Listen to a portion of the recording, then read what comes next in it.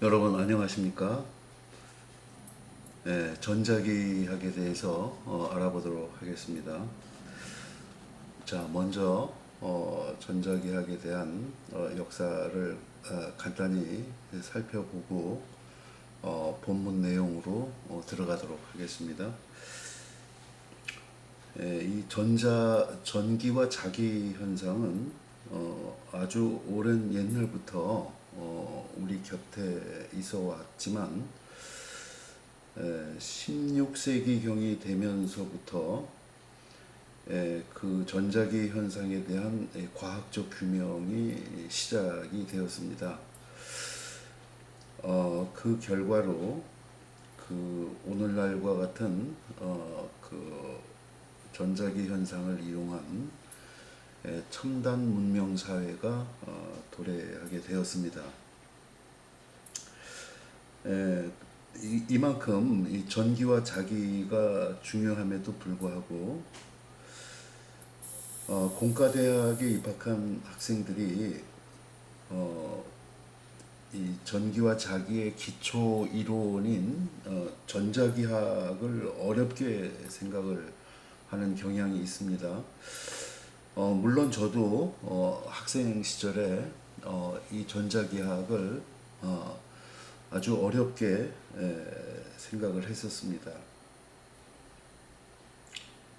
용어의 개념이 잘 머릿속에 들어오지 않고 또 이 수학적 배경이 필요하기 때문에 힘들었지 않았나 그렇게 생각을 합니다. 그래서 우리가 이 수업에서는 가급적 그 수학을 필요한 부분만 우리가 이용을 해서 개념을 쉽게 이해하는데 목표를 두고 수업을 진행하도록 할 예정입니다. 이 전자기학을 우리가 공부하는 데 있어서 꼭 필요한 것이 그 벡터입니다. 그래서 특히 벡터에서 그 벡터의 곱셈 있잖아요. A 도트 B는 스칼라량이 되고 A 크로스 B는 벡터량이 된다는 거 우리가 알고 있는데 그 벡터에 대한 기본을 모르고 있으면은 이 부분을 이해하기가 쉽지 않습니다. 그래서 그 벡터 곱셈에 대한 동영상을 그 간단하게 따로 올리도록 하겠습니다. 이 전자기학은 그 역사가 매우 오래됐습니다. 벌써 한 1000년 전에 중국인들에 의해 갖고 나침반이 그 발명이 되면서 콜럼부스가 그 신대륙을 발견하는데 항해할 때 바로 이 중국에서 만든 나침반을 이용해서 항해를 할 수가 있었습니다. 또 그 천연 자석들이 있죠. 광물질들이 이제 자성을 띠게 되는데 이러한 그 천연 자석의 발견은 벌써 기원전 오래전부터 우리 인류가 알아왔던 그러한 현상들입니다. 그런데 이제 이게 실질적으로 연구되기 시작한 것은 이제 16세기부터 보통 시작이 되는데 그때 그 영국의 우리가 자기학의 아버지라고 일컫는 윌리엄 길벗이라는 분이 있어요. 이분을 시초로 해서 그 한 300년 동안 이 전자기학에 여러 그 과학자들이 연구를 해서 오늘날에 그러한 편리한 그 세상을 만들 수가 있었습니다. 그래서 이제 그 17세기가 되면서는 프랑스의 그 물리학자인 듀파이, 그리고 여러분들이 잘 아시는 샤를 꿀롱의 법칙이 즉 전기력에 대한 법칙이죠. 이러한 것들이 그 연구되었고, 18세기가 되면서는 그 미국의 그 물리학자인 벤자민 프랭클린이 피레침이라는 것을 발명했다는 걸 여러분들이 잘 알고 계십니다. 그리고 같은 시기에 이탈리아의 알렉산드라 볼타라는 그 분이 그 전지를 발명을 했습니다. 우리가 잘 사용하고 있죠, 지금. 그리고 이제 그 전자기학에서 이 급격한 발전을 이루기 시작할 때가 이제 그 1820년 이후가 되겠습니다. 그 오스트리아의 그 에르스테드라는 그 물리학 교수가 그 전기와 자기 현상에 어떤 밀접한 관계가 있다는 것을 우연히 발견을 했고, 그 비오사바르, 암페어, 그리고 독일의 오hm, 여러분들 그 오음의 법칙이라고 알고 있죠. V = IR로 표현되는. 그리고 영국의 우리한테 발전기의 원리를 알려준 그 페러데이 법칙이라는 것이 있습니다. 그리고 1864년에 이르러서 영국의 그 물리학자인 맥스웰이 그동안 전자기학에서 그 연구되었던 수많은 현상들이 4개의 법칙이면은 충분히 설명될 수 있다는 맥스웰 방정식을 발표하게 됩니다. 자, 이 맥스웰 방정식을 기본으로 해서 우리 그 1900년대에 들어서면서 뭐 발전기라든지 또 전화기, 또 TV, 또 우리가 지금 잘 사용하고 있는 휴대폰에 이르기까지 이 전자기 현상에 대한 실용화가 지금 급격하게 그 발전되고 있는 그런 상황입니다.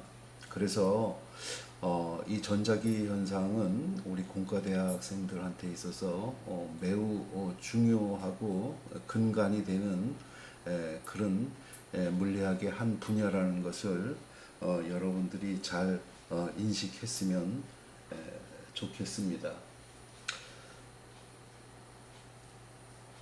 자, 이 그 전자기학에 대한 조금 전에 말씀을 드렸는데 여러 가지 그 법칙이 있다고 그랬었어요. 근데 그거를 영국의 맥스웰이 4개의 간단한 법칙으로다가 표현을 했습니다. 이걸 맥스웰 방정식이라고 부르는데, 전자기학이 뭐냐, 이걸 함축적으로 이야기를 하면은 4개의 맥스웰 방정식을 이해하는 것이 전자기학이다, 이렇게까지 이야기를 할 수가 있습니다. 그래서 이 전자기학에 대한 맥스웰 방정식이 어떤 건가 우리가 잠깐 살펴보도록 하겠습니다.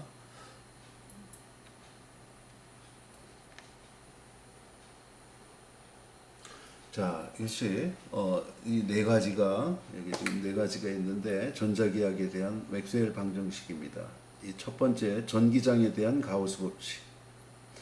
두 번째, 자기장에 대한 가우스 법칙. 세 번째, 암페어 맥스웰 법칙. 네 번째, 페러데이 법칙. 이게 이 대부분의 전자기 현상을 갖다가 설명할 수 있는 4가지 법칙이 됩니다. 그래서 이거를 뭐 함축적으로 이야기하면은 이 네 개를 이해하는 것이 전자기학이다 이렇게 이야기할 수가 있습니다. 자, 이 중에서도 가장 중요한 것이 뭐냐면은 우리가 여기 E라고 표현되어 있는 이게 electric field입니다. 그래서 E라고 표현하는데 이 전기장을 구하는 것과 그 다음에 자기장 B를 구하는 것이 전자기학에서의 핵심 요소가 되겠습니다. 물론 다른 응용 분야도 있겠지만 기초적으로 가장 중요한 것이 전기장과 자기장을 우리가 구하는 것이 가장 중요하다는 것을 말씀드립니다. 자, 근데 이 전기장에 대한 가우스 법칙 이거 보면은 밑에 간단한 표현식이 있습니다. 인테그랄하고 동그라미가 쳐져 있고 이 노트 DA는 입실론 제로분지 Q 네트 여기서 네트라는 건 알짜 전화라는 뜻입니다. 그래서 이러한 그 표현식들을 우리가 이해를 해야 됩니다. 근데 여기 그 인테그랄 보면은 인테그랄하고 여기 동그라미다가 쳐져 있습니다. 여기도 동그라미가 쳐져 있고 여기도 동그라미, 여기 동그라미가 동그라미는 닫혀 있는 거죠. 그래서 인테그랄하고 여기 동그라미가 쳐져 있는 것은 닫혀 있는 어떤 것을 적분하라는 뜻입니다.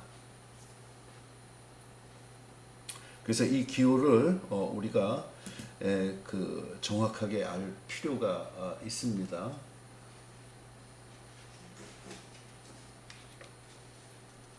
그렇죠?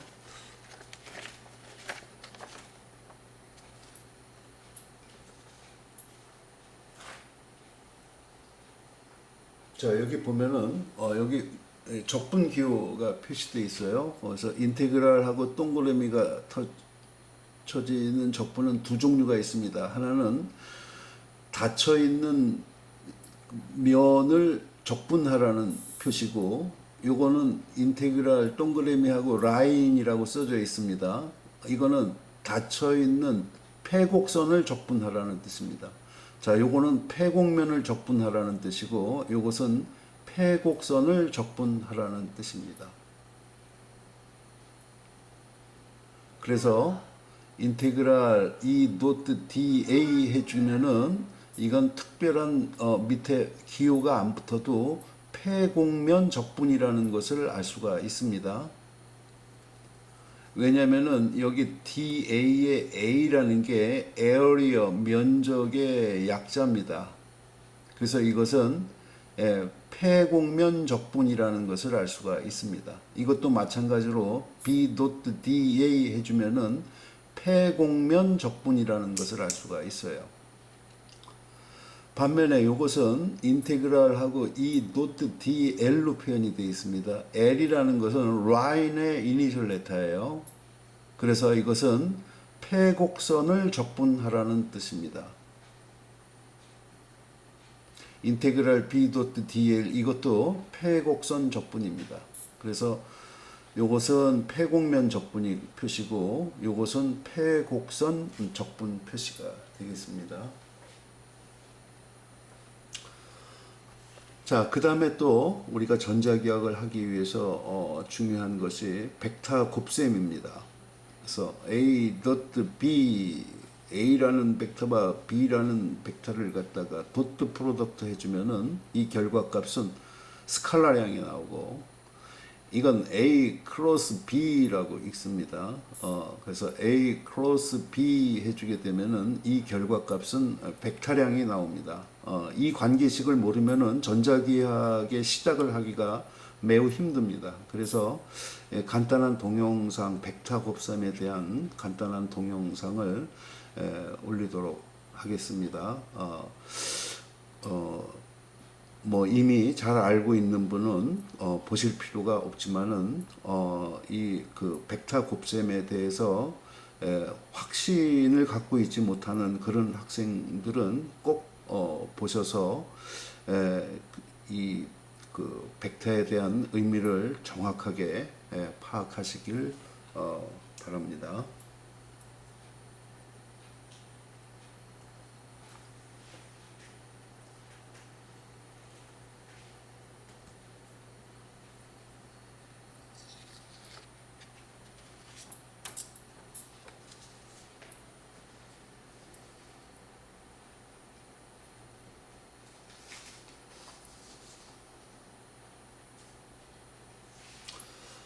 자, 여기 본문 한번 보도록 하겠습니다. 질량 사이에 작용하는 힘을 우리가 중력 또는 만유인력이라고 부릅니다. 이것은 그 17세기에 지금부터 한 300년 전이죠. 17세기에 그 영국의 뉴턴이 그 알아낸 그러한 질량 사이에 작용하는 힘에 대한 법칙을 우리가 중력 또는 만유인력의 법칙이라고 합니다.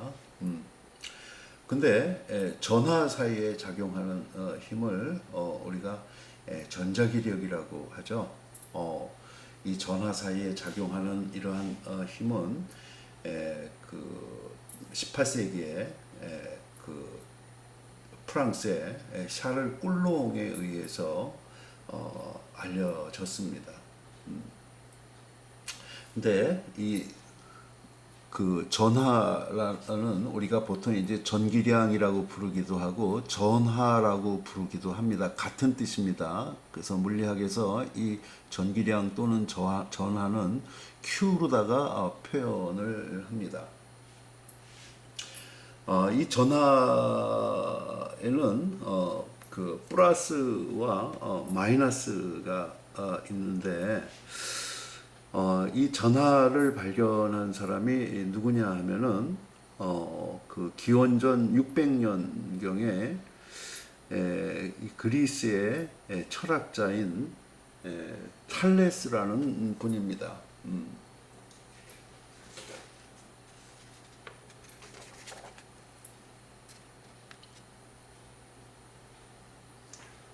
자, 이 탈레스라는 철학자가 어떤 실험을 했냐면은 양털하고 호박이라는 물질을 문질렀습니다.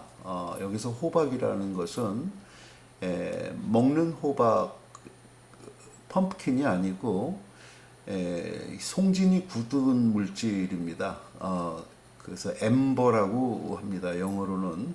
근데 이 호박을 그리스어로는 일렉트론이라고 하는데 우리가 지금 전자로 사용하고 있는 일렉트론이 바로 그리스어에서 나온 겁니다. 이 자연과학에서 사용되는 그 영어 단어들은 이 그리스에서 파생된 것들이 매우 많습니다. 우리 전자를 일렉트론이라고 하고 양성자를 프로톤, 중성자를 뉴트론 이렇게 부르는데 이거 전부 그리스어에서 파생이 된 것들입니다. 자, 이 탈레스가 양털하고 그 다음에 그 호박을 마찰을 시켜서 양털하고 호박은 마찰시키기 전에는 전기적으로 둘 다 중성입니다. 근데 이 중성인 두 물질을 갖다가 마찰을 시키게 되면은 한쪽은 플러스 Q, 또 한쪽은 마이너스 Q로다가 대전이 되게 돼 있어요. 그래서 물질을 대전시키는 가장 간단한 방법은 두 물질을 마찰시키면은 대전이 됩니다. 하나는 플러스 Q, 하나는 마이너스 Q로. 그래서 이 마찰시킨 다음에 이 호박을 갖다가 그 볏짚에 가까이 됐더니 그 볏짚이 딸려오는 현상을 알아냈습니다. 그래서 우리 과학에서는 인류 최초로 전하를 발견한 사람을 이 탈레스라고 꼽고 있습니다. 자, 요 밑에 왜 양털이 플러스로 대전이 되고 그 호박은 마이너스로 대전이 되는가? 이게 바로 이제 대전 계열인데 여기 몇 가지 대전 계열 물질들이 있습니다. 모피, 유리, 금속, 에보나이트. 그래서 모피 쪽으로 가까워지면은 플러스를 띠게 되고 에보나이트 쪽으로 가까워지게 되면은 마이너스를 띠게 됩니다. 에보나이트라는 물질은 여러분들 많이 들어보셨을 텐데 에보나이트라는 것은 뭐냐면은 고무 있잖아요. 이 고무에다가 열을 가해서 딱딱하게 경화시킨 물질입니다. 에보나이트가 그 산업에서 많이 사용하고 있습니다. 에보나이트. 이 에보나이트로 모든 물질을 마찰시키면은 이 에보나이트는 마이너스로 대전이 되고 상대방 물질은 플러스로 대전이 된다는 거예요. 반면에 모피로 어떤 물질을 갖다가 마찰시키게 되면은 모피는 플러스로 대전이 되고 그 물질은 마이너스로 대전이 된다는 이야기입니다. 이러한 것들이 이제 대전 계열이에요. 예를 들어 갖고 우리가 금속하고 에보나이트를 문지르게 되면은 에보나이트는 마이너스 Q로 대전되고 금속은 플러스 Q로 대전된다는 거죠. 자, 모피하고 에보나이트를 문질렀습니다. 문지르기 전에 전기적 상태는 중성이었었어요. 즉 전하가 제로입니다. 중성이니까. 근데 문지르고 난 다음에 모피는 플러스 Q, 에보나이트는 마이너스 Q로 됐어요. 합하면 얼마가 됩니까? 제로가 되죠. 전기적으로 중성이 됩니다. 마찰하고 난 다음에도 합하면은 전하를 합하면은 제로가 된다. 이것이 전하 보존 법칙이라고 부릅니다.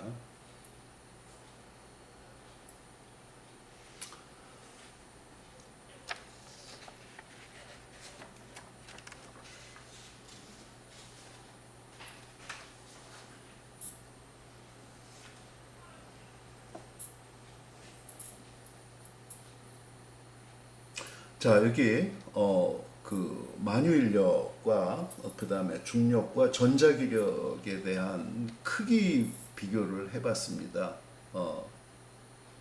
그래서 이건 정확한 값인데 크기 비교를 했더니 전기력이 이 중력에 비해서 약 10의 39승배만큼 크다는 것을 알 수가 있습니다. 그래서 질량이 m이고 전하가 q로 대전된 물질 두 개가 r만큼 떨어져 있습니다.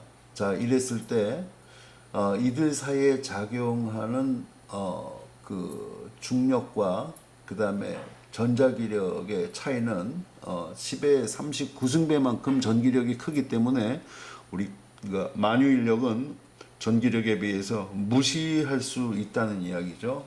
전기력이 훨씬 크다는 것을 알 수가 있습니다.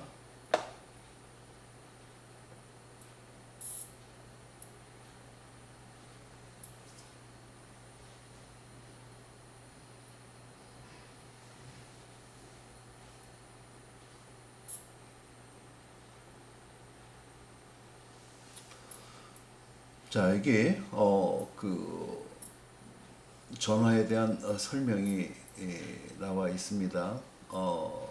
그 과학자들이 오래 전부터 그 궁금해 왔던 게 있어요. 이 세상의 물질을 구성하는 기본적인 입자가 무엇이겠는가? 지금도 궁금해 합니다. 1808년에 그 영국의 화학자인 존 달튼이라는 화학자가 이 세상의 물질을 구성하는 기본 입자가 원자라고 주장을 했습니다. 그래서 우리 원자를 영어로 애톰이라고 부르죠. 애톰. 이 애톰도 그리스에서 비롯된 겁니다. 그리스어로 애토모스 하면은 더 이상 분해할 수 없는 그런 뜻이 있다고 합니다. 그래서 더 이상 분해할 수 없는 입자가 뭐냐? 그게 바로 원자라는 거죠. 근데 이 원자라고 1808년에 주장을 했는데 100년이 지난 다음에 봤더니 이 원자가 하나의 물질로 구성되어 있는 게 아니고 원자 핵과 전자로다가 구성이 되어 있다는 것을 알게 됐습니다. 그리고 시간이 조금 더 지나서 원자 핵도 양성자와 중성자로 구분이 되어 있다는 것을 알았어요. 그래서 지금 우리가 알고 있는 원자는 양성자, 중성자, 전자로다가 구성되어 있다고 이야기를 하는데 1964년도에 미국의 그 겔만이라는 물리학자가 이 양성자와 중성자도 하나의 입자로다가 만들어진 것이 아니고 쿼크라는 그보다 더 작은 입자로 만들어져 있다는 것을 알아냈어요. 그래서 양성자는 그리고 중성자는 쿼크 3개로다가 만들어져 있는데 양성자는 업쿼크, 업쿼크, 다운쿼크 이렇게 3개의 쿼크로 구성이 되어 있다고 합니다. 그리고 중성자는 업쿼크, 다운쿼크, 다운쿼크 이렇게 3개의 쿼크로 구성이 되어 있습니다. 이 쿼크는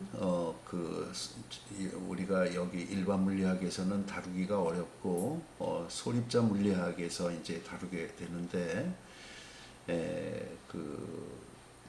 이 쿼크는 6개의 종류가 있어요. 업, 다운, 탑, 바텀, 스트레인지. 그리고 또 하나가 생각이 안 나네요.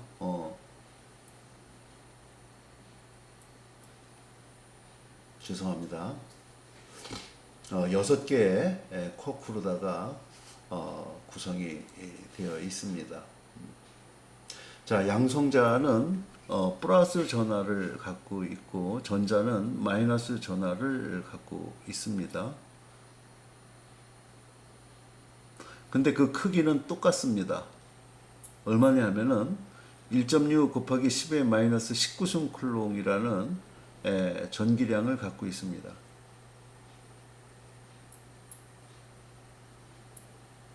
알고 봤더니 우리가 물질을 대전시킬 때 바로 이걸 기본 전기량이라고 부릅니다.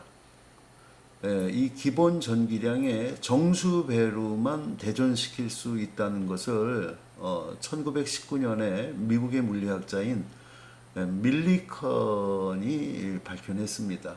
그래서 우리가 대전시킬 수 있는 모든 전하는 Q 값은 기본 전기량 2의 정수배로 대전시킬 수 있다는 것을 알아냈어요.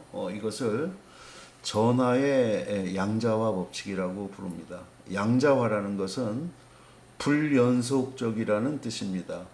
퀀타이제이션이라고 하는데 불연속이라는 뜻입니다.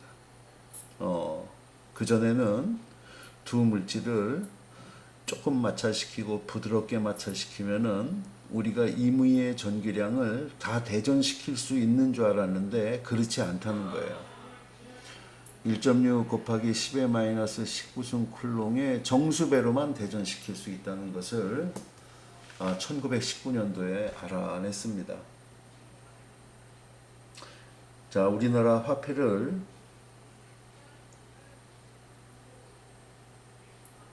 30원 좀 빌려주세요. 그러면 빌려줄 수 있어요. 그런데 0.5원을 빌려주세요. 그러면은 빌려줄 수가 없습니다.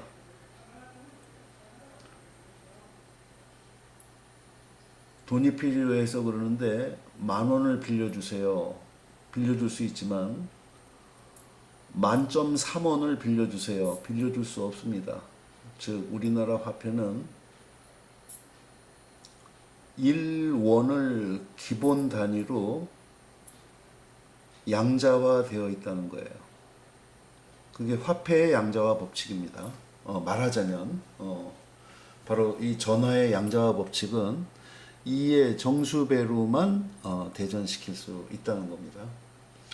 자, 여기 양성자의 질량, 중성자의 질량, 전자의 질량이 나와 있어요. 양성자가 중성자는 질량이 거의 흡사합니다. 중성자가 조금 더 무거워요. 반면에 전자는 양성자나 중성자에 비해서 약 1800분의 1 정도로 가벼운 입자라는 것을 알 수가 있습니다.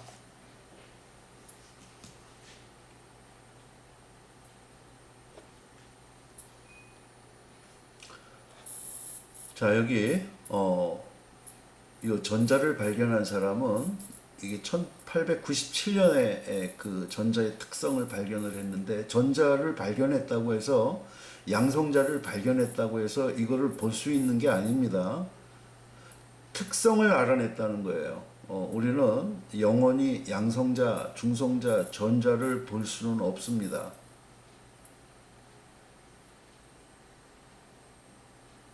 이 전자의 특성을 알아낸 사람이 1897년에 영국의 물리학 대부로 알려진 J.J. 톰슨이라는 분이에요. 그리고 양성자의 특성을 발견한 사람은 1911년도에 뉴질랜드의 러더포드입니다. 바로 J.J. 톰슨의 제자입니다. 러더포드는. 이때가 1911년도예요. 그리고 나머지 핵자, 중성자, 우리 핵을 구성하는 입자를 핵자라고 부르는데 뉴클레온이라고 하는데, 바로 핵자는 양성자와 중성자가 핵을 구성하는 입자예요. 그래서 핵자라고 부릅니다. 중성자는 1932년에 미국의 체드윅에 의해서 특성이 발견이 됐습니다. 그래서 1932년이 돼갖고 우리는 원자가 전자, 양성자, 중성자로 구성되어 있다는 것을 알았습니다. 그러니까 지금부터 90년 전이죠. 1932년이면은.